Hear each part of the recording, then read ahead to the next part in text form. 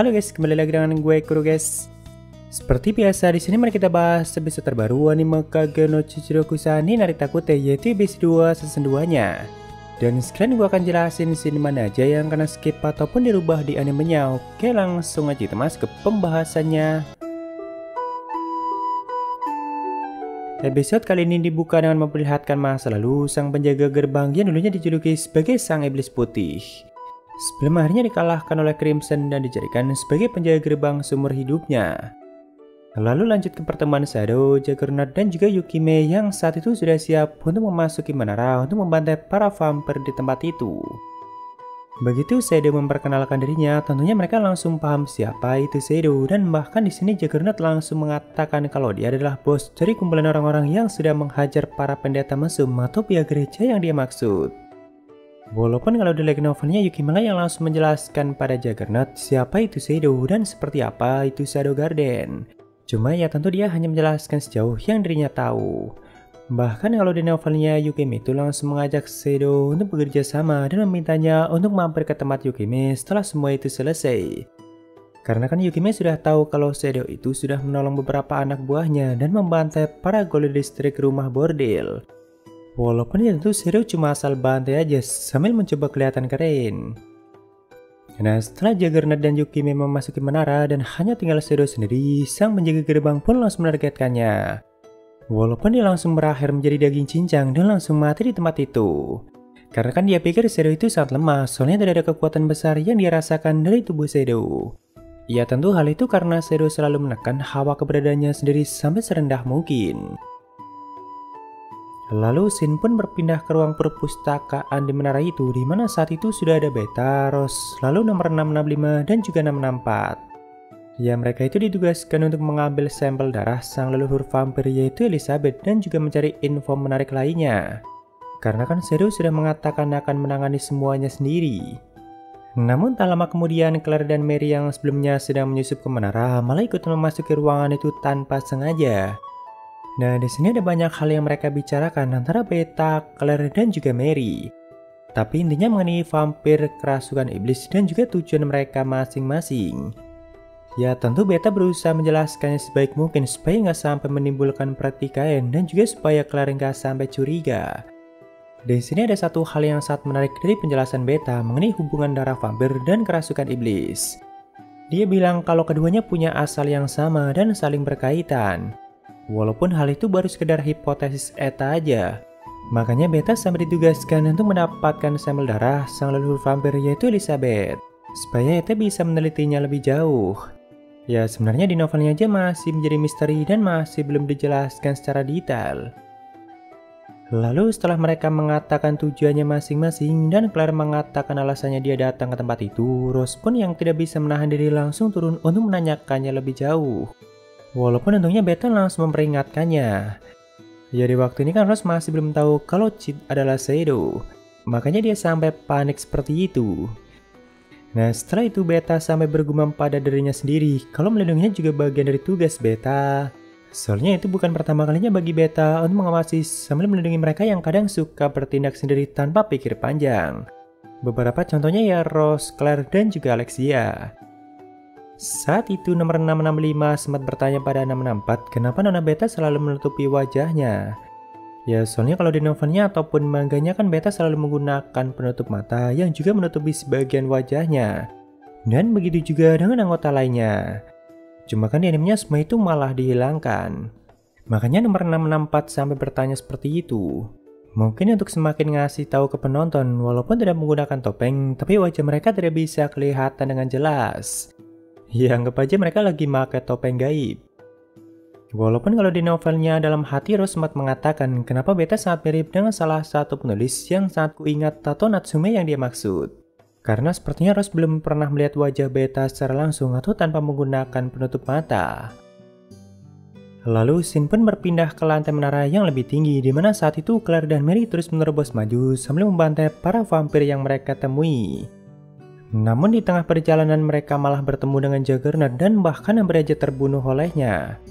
Bahkan setelah Mary meminum darah Claire dan menggunakan kekuatan vampirnya, mereka masih belum mampu untuk mengimbangi kebrutalan Juggernaut.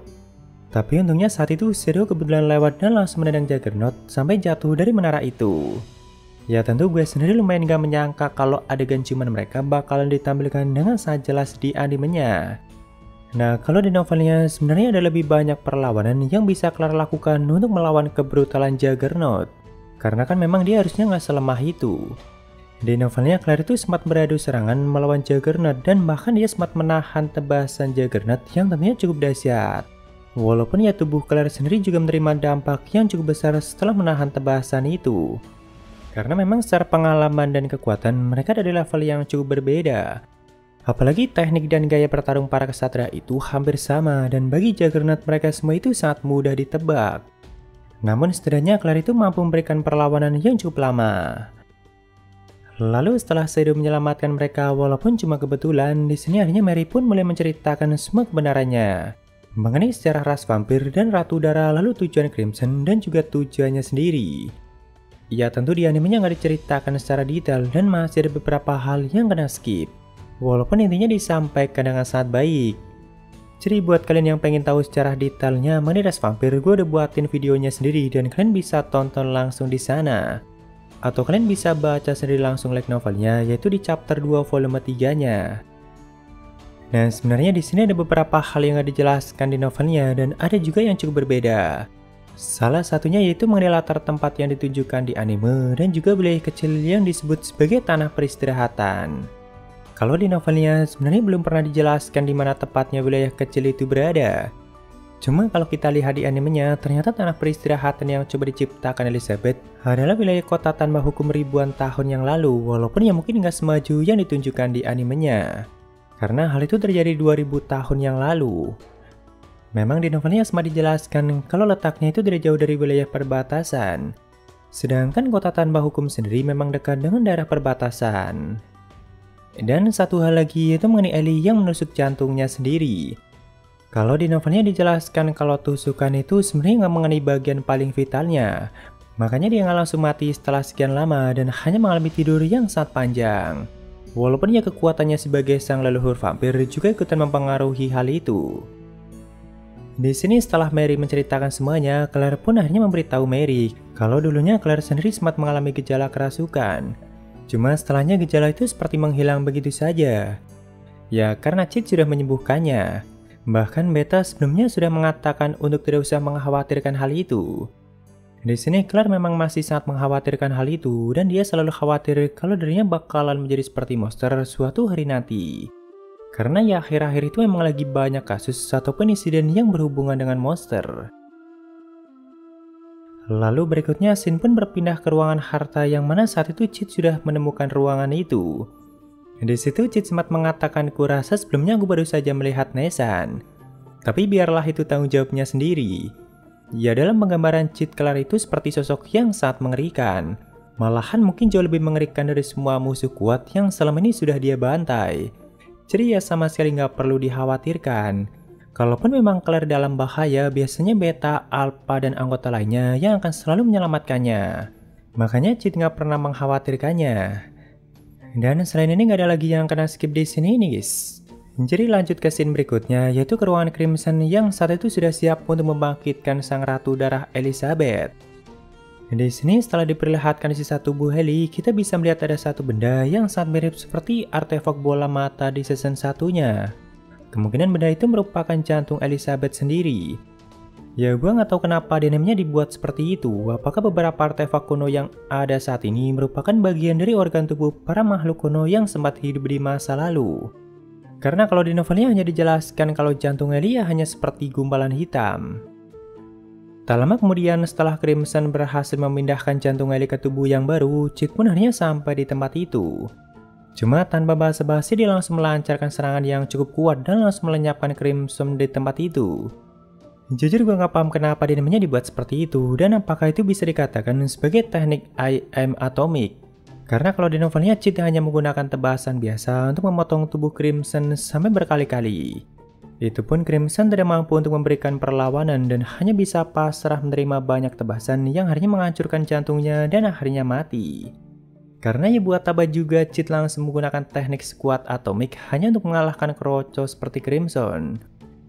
Chit juga sebenarnya tahu kalau Crimson bukanlah sang ratu darah. Ya soalnya dari penampilannya aja dia kelihatan sangat laki. Apalagi sebelumnya Chit menginginkan pertarungan yang epik melawan sang ratu darah. Sampai semua orang yang melihatnya dan datang terlambat bakal mengatakan apa-apa dengan pertarungan yang sangat gila ini. Jadi kalaupun Chit nggak bisa membedakan dan mengira hanya ada sang ratu darah di ruangan itu, harusnya dia nggak sampai menggunakan serangan sekuat itu. Ya mungkin animenya pengen menghemat durasi dan sekaligus pengen menunjukkan sisi kekerenan Shadow. Ya untuk episode kali ini nggak terlalu banyak yang kena skip dibanding episode satunya, cuma entah kenapa bagi gue masih bagusan episode satunya dari segi eksekusi animenya guys.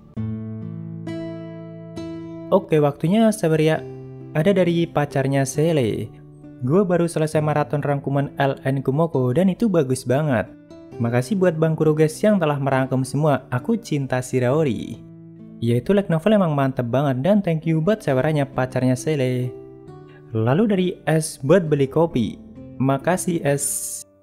Ya itu semua dari Saberia, makasih yang udah donasi dan mungkin segitu aja untuk pembahasan kali ini. Jika ada kesalahan gue minta maaf atau kalian bisa koreksi aja di bawah. Thank you dan sampai ketemu di video lainnya, salam Kuroges.